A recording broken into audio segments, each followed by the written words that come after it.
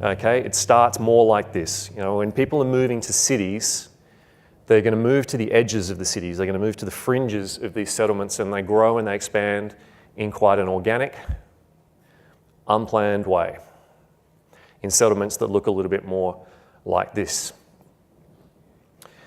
And try to get down on the ground in this photo. Try to imagine what the sanitation conditions would be like in a settlement like this.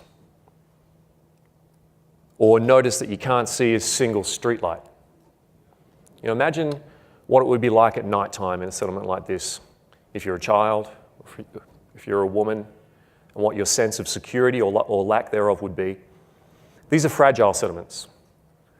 They're not well established, but over time, people do bed down and bed in, and there are now some remarkable parts of the world where what once was a slum is now really a firmly established settlement, you know, and the new slum is on the edge of it.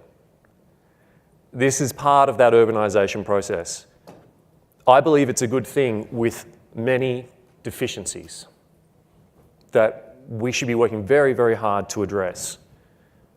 I'm certainly not suggesting that there's a glamorisation to slum living. What we do know is something that was true not just in cities but outside of cities, and it's that people seek energy. Always have, always will. Because a life with energy is a life with security, safety, opportunity. A life without energy is probably a very short one. And in the choice between dirty energy and no energy, humans choose dirty energy every time. And that's never going to change. Okay, that's why in some places people burn briquettes of garbage that they've gathered, not because they want to, but because the alternative of doing without is not something that they can face. Which makes understanding our task a lot simpler. We have neither the right nor the ability to deny people on their search for more energy. We have the opportunity to help them get access to cleaner sources of energy faster than we did. The energy is good. One of those big deficiencies that we developed in the course of that century is that so much of the energy is coming from burning dead dinosaurs. It's combustion. It's combustion particularly of coal and also oil and also gas. Now, if you could magic away the particulate pollution of coal, and if you could magic away the carbon dioxide of coal, you'd have to say this is a very useful product. There's a lot of energy here. It's plentiful. It's distributed right across the world. It's tradable. And it's fundamentally given us what we need now for many hundreds of years. But those deficiencies are there. The air pollution problems are serious, and the climate change problems are serious. Something's got to replace coal because we're not going to have people do without energy. And we also need to remember that for some people, they'd be grateful just to be burning coal. A lot of people aren't at the coal-fired electricity stage of development yet at all. Charcoal is still a big energy industry. In places like West Africa, a lot of people are burning charcoal. It's a direct cause of habitat destruction and deforestation for these people that need energy. When I think of firewood, I think of camping. You know, it's something I do for leisure, not for life.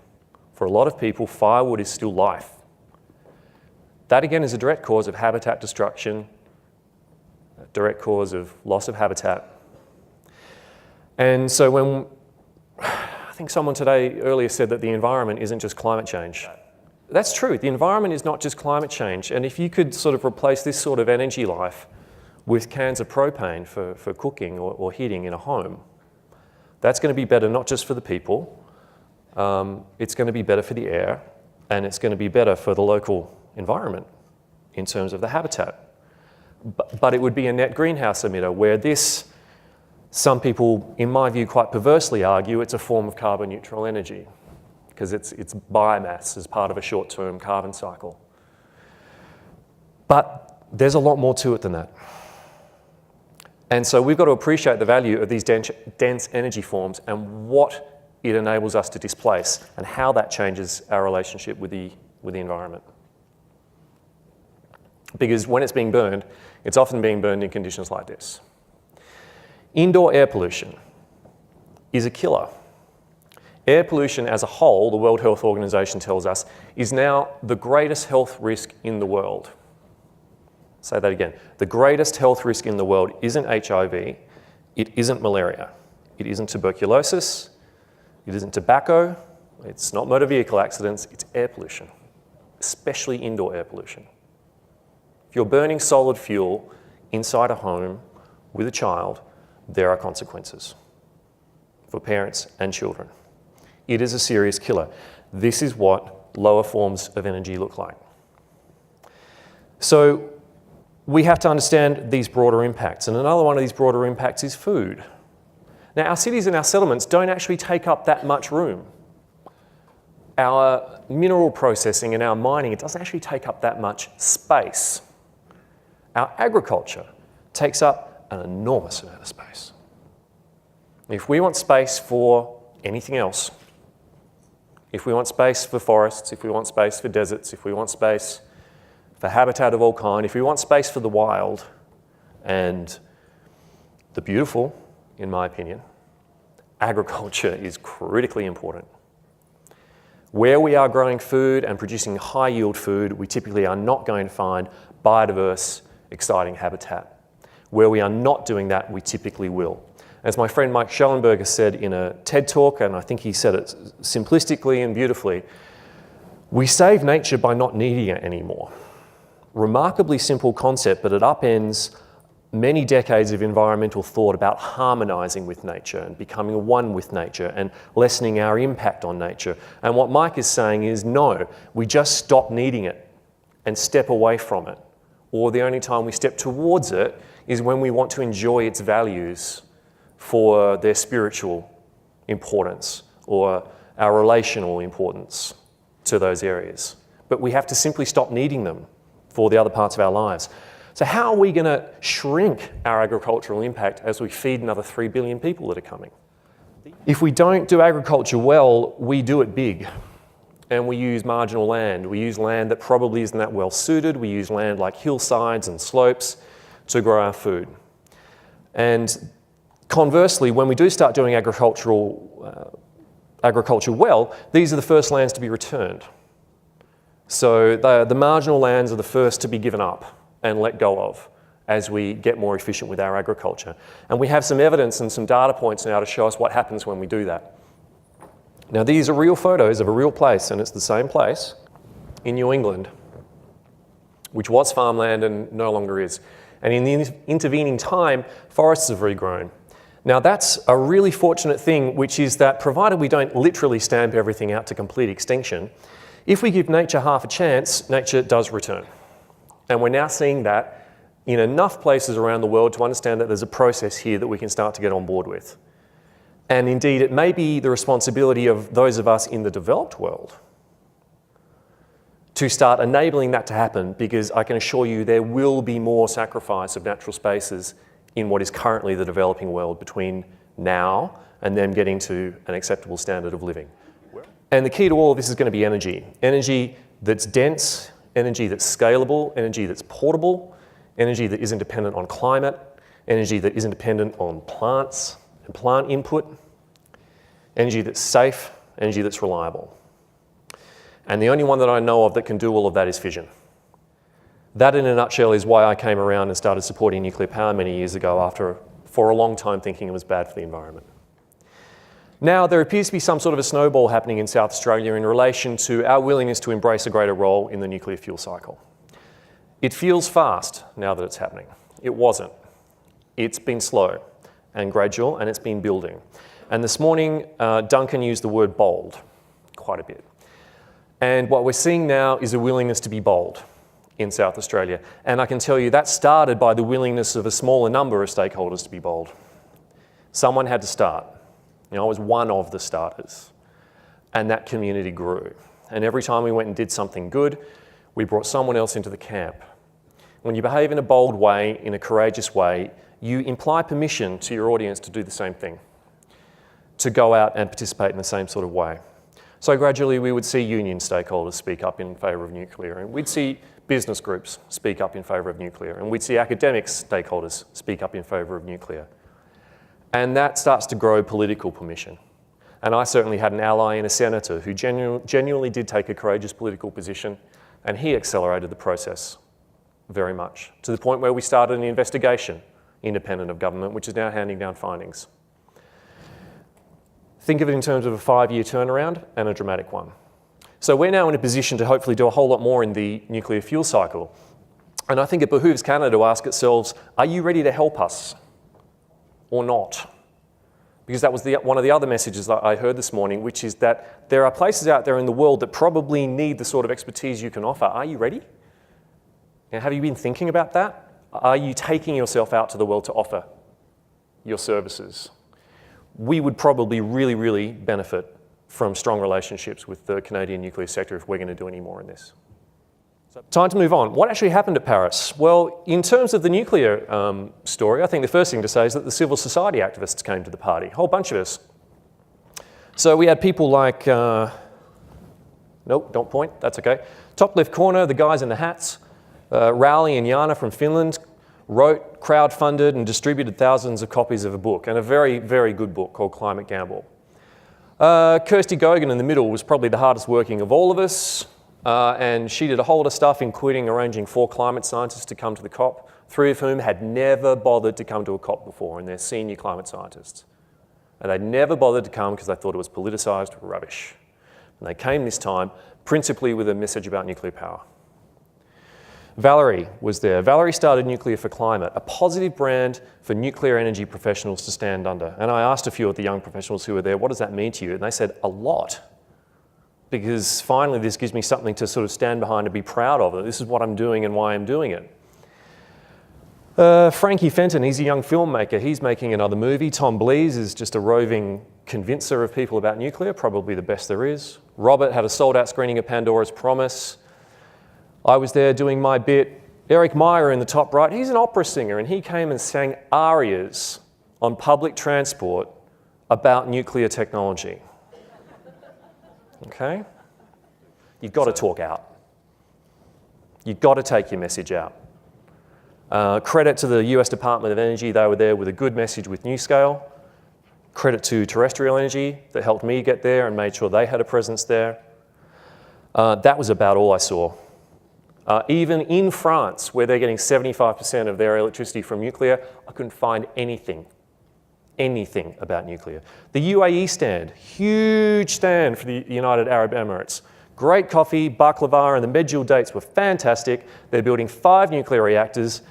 I couldn't see a picture of it. I could see pictures of wind turbines. This industry is still suffering from its own problem. And you're never going to stop people like this from doing what they're doing, but there's definitely space for this industry to come to the party and do a whole lot more. This discourse is going to be driven by those who turn up. You've got to turn up. As far as what the outcomes were in Paris, I'll turn to a couple of analysts who've already written it up better than I'm going to. Firstly, there's an acknowledgement that the temperature level, it's universally acknowledged, yeah, we need to achieve that. And that to do that is going to require technology innovation. Stands to reason the technologies that got us into this mess aren't going to get us out. So that's actually good news, and the relative technological neutrality of the findings in Paris is actually a great step forward for fission technology, which in the past has been quite maligned. This quote here, that the international community is at least turning its attention to the right challenge, while we recognise that we're far from fully addressing it. And I think particularly from Dimitri Lascaris saying that what we do from here on the basis of these new frameworks is we have a dialogue about harnessing the potential benefits of climate action rather than using a language of shared sacrifice. So rather than talking about the remaining atmospheric space as a piece of pie that we have to divide up, negotiate and fight over, we have to align climate action with the goals that nations have for themselves. And that gives us opportunity for things like mutual self-help, competition, and collaboration in a really positive way. Now, all this comes in as intended, nationally determined contributions. Nations putting on the table what they're going to do, and they haven't been strong-armed into it. Okay, so it's not about what do you think you're going to have achieved by 2050. It's what are you going to do in the next 5 years, and we'll all be coming together again in 5 years to look at what we did. It's much, much more solid. Now, what we know is it's not enough. It's not enough. That's okay. That means we know what to do from here. What's the game? The game from here is how do we persuade nations to make those voluntary contributions stronger? That's the game. How do we drag those two top lines back down towards the lines further underneath? Doing that, I think, means tapping into a narrative of benefits. How can we align climate action seriously with the sort of trajectories and pathways that you want your country to be on for a whole host of other reasons? We've heard about the importance of clean air for Ontarians. We heard about that earlier. You better believe that matters in developing nations. You better believe it. Energy is essential to development. We've seen that, but it's going to need to be low cost. It's going to need to be low cost. It's very, very hard to speak to developing nations and expect them to be paying above the mark for their energy to be clean. Very difficult. It's going to need to be low cost.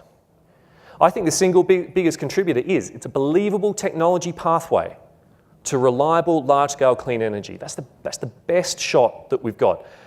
And the thing is, electricity, I mean, literally what we already do with electricity really isn't the hard bit. That's not the hard sector. I mean, technically, it's easy. I mean, you've done it. Here we are. You're it, right? Ontario's got clean electricity. It's what we do next. There's a whole lot more. What are we going to do about transport? What are we going to do about heat?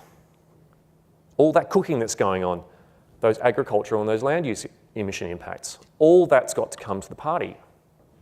And that's something that can be a part of the discourse. Far more important for this industry to be using a fine-tooth comb to come out with every common benefit that you all have for a united set of strong messages that you repeat and repeat and repeat to the stakeholders. Because your real competition is the rest of the pie, or at least it should be. Okay? Everything there that you see called coal, in my opinion, is the rightful inheritance of fission. You know, coal's been in use for thousands of years and in serious use for hundreds of years. It's yesterday's technology and it's fission's inheritance. But the thing is, if you want it, you're going to have to kill Grandpa, okay? Because he doesn't want to die, right?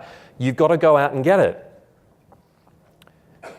And that's going to take this industry, I feel, to understand that it still succeeds and fails together. It's not big enough and mature enough yet for inter-competition to be the big game. It's not. And that's not really a matter of opinion. I mean, I expect you've all seen variations of this chart. I just made and updated my own before I came, but you know, this isn't a great story. Falling total contribution and steeply falling percentage contribution to electricity generation globally. Slight uptick now, which is good, but this was on its way to being a niche contributor. Is that what you see yourselves as? Really? I mean, do you see yourselves as a niche contributor? You're not a niche contributor here in Ontario. You're the game, okay? That's what it needs to be globally if we're going to tackle climate change. You're going to need to be the game. That's not good enough. And no one should be happy with that. And everyone should be thinking that can be really, really different. Because I can tell you it's not happening without you. Now, a big part of my thesis work at the moment and a paper that's soon to be published is a meta-review of all the 100% renewables studies in the world. We've got about 27, 28 scenarios that we're putting through a framework to assess for the feasibility. And there's problems right across that. And just looking at the global issue, what you see here is in the light grey lines, we've taken 28 scenarios of total primary energy demand across 4 reputable modelling efforts: IPCC, Climate Change Science Project, World Energy Technology Organisation. You can see there are some high outliers in those light greys, a couple of lowish outliers, and then a real clustering around the sort of 650 to 900 mark, and a median at about 800 exajoules per year. The Greenpeace and World Wildlife scenario work for 100% renewables begins on the premise that the total primary energy demand in 2050 will be less than today. With a few billion more people, and PS today there's a few billion people that aren't using very much energy, they think total primary energy demand in 2050 will be less than today. And that's the starting point for them proposing a suite of solutions. That world isn't going to happen. And indeed, if it did, I think we should all be very concerned. Just about everything that would get you to that outcome is something which individually I would probably support, but it requires pulling every single lever as hard as possible and having everything succeed. And I still don't think it's credible even if you did that. And that's just one example of what's hidden in the 100% renewables literature. It gets a lot of play, it gets a lot of coverage, convinces and excites a lot of people, and in my opinion, is a really dangerous narrative for a lot of reasons. Because we start down a road of failure rather than following a road of success. Now, if we applied Stanfords assumptions to Canada, this is what your energy system would look like as 100% renewable. By some miracle, you'd be getting 20% of your energy from solar. I don't know if you've been outside today. And nearly 40% from onshore wind, 20% from offshore wind. But bottom line is, to get here, because this is arbitrarily 100% nuclear, we'd be closing 13.5 gigawatts of existing nuclear capacity. Why would we do that? That is insane. To be at this juncture and actively seeking to close large-scale clean energy that is proven to give us zero carbon power. That is how ideologically driven this work is. So please, get familiar with it, because it's a threat and it's a risk to all sorts of things. And the irony is that you're living the example. I'm really pleased, having sat here today, that you are aware of how remarkable and what a great achievement Ontario has been. And that's a message you've got to take out. You've really got to take it out. Like, people are blown away when I show them this. This is from a tool called GridWatch. And every hour I can come and see what Ontario's grid is doing. And it's awesome. Okay, and this was from this morning, 22 grams per kilowatt hour, because the wind was up. When the wind is down, it rises to about 40 or 50. Whereas I'm sitting in Australia, living fundamentally the same sort of life at 850 grams per kilowatt hour. Okay, you're it. You've done it. And it's quite amazing. Again, I'm pleased that you can see that. You've got to externalize this story. It's a really, really important story. And this is a beautiful tool for illustrating that. You've used an intelligent, rational mix of nuclear and renewable technologies to decarbonize. That is a positive message. You don't need to say no to renewables. You've used renewables. We're using renewables. We need to bring all these technological tools together to get an outcome. The mix is going to vary from place to place. Yes, we'd use more solar in Australia, of course we would. We'd probably use more wind too. And we'd use a smaller, I think, underlying... Actually, you know what? Our nuclear would probably end up the same because we've got nothing like your hydro. It's pretty simple. It's rational. It's true. So you're sitting on something amazing. Now, the risk with hydro, of course, is that if the rest of the world, particularly the developing world, does it, it's going to experience what you've already grown used to, which is that sacrifice, that habitat loss. So you've flooded a lot of areas for your hydro. If we don't get nuclear technology out there into the developing world, it's going to be running on hydroelectricity. Lots of it. Lots of rivers that are currently virgin rivers, habitat, are going to be flooded. In this case, the Argentinian nuclear plant is 63 times more land efficient than the proposed, the dam under construction in the Teles Pires. And the thing is, it's not just how much land, it's which type of land. The Teles Pires dam is over 1,000 kilometres away from Brasilia. It's about 2,000 kilometres away from Sao Paulo and Rio, and where, frankly, most of Brazil's population lives. I don't happen to think it is moral for citizens and urban populations to outsource their energy to nature 2,000 kilometres away, other people's land. This is a serious Indigenous land issue in this part of the world. I think it is moral for us in the cities to take responsibility for generating our own energy. Down at the very bottom there, you can see a little red line. And that's the nuclear power plant line. And that's in land that's already settled, already been grown for agriculture. Basically, we've already got our footprint on it. This is a very important part of the nuclear message that I think we need to see a lot more of, which is that there is a moral element to taking responsibility for the way we want to live our lives. Now, just briefly, I want to touch on heat. I've been ignoring this for too long. Heat's the biggest end-use sector for energy. And it's basically all fossil. There's a little bit of what the US DOE is calling renewables, which I suspect is biomass. There's a little bit of the industrial process heat comes from direct electricity, but it's mostly just, it's combustion. It's combustion. And there's a recent report which has, helped me understand this sector a little more. It's got all sorts of recommendations about what we should do with heat. And they've got recommendations for like every bit of that flow chart, except that bit called fuel combustion, which is just assumed to be, then that's it. That's what you do, right? To get your heat. How else do you get your heat? You combust fuel. So it's essentially an efficiency report. That's it. Is there any other way to get heat? Who's got heat? Anybody got heat? We need heat without zero carbon, without carbon dioxide. We need it. We need heat without combustion that can serve this sector because there's nothing else. You cannot serve that sector with a wind turbine. You cannot serve that sector with a solar panel. You might serve some of that sector with biomass, but if you upscale the biomass to displace that fossil fuel, there are huge impacts on the environment. You'll undo all of that good clean air work that you've done here by getting rid of your coal. Heat is going to matter. So it's time for me to conclude. So what I want to leave you with is to say that, in my opinion, the vital central role of nuclear technology in this century to tackle climate change and all of these other issues, for me, it is factually unassailable. But for that to work, you've got to connect on values.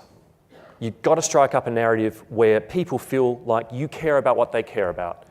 You want what they want. You have a vision for the world that's the same as their vision for the world. And when you can make that sort of a bridge on values, the facts work. Until then, and I'm sure you've all experienced, facts bounce off. Bounce off. If you've got no relationship with someone and they're not ready to listen to you yet, it doesn't matter. Making that sort of values connection is critically important, and then you have so much fact on your side. So much fact on your side. And a big part of that is thinking bigger. So find those common messages for the whole industry and repeat them. Go and speak out to the world. Don't just speak to yourselves. And connect on values. And if we do that, we can change the trajectory of nuclear fission in this century profoundly. And if we change the trajectory of nuclear fission in this century, we change the trajectory of so many things in such a good way. It's really worth going for.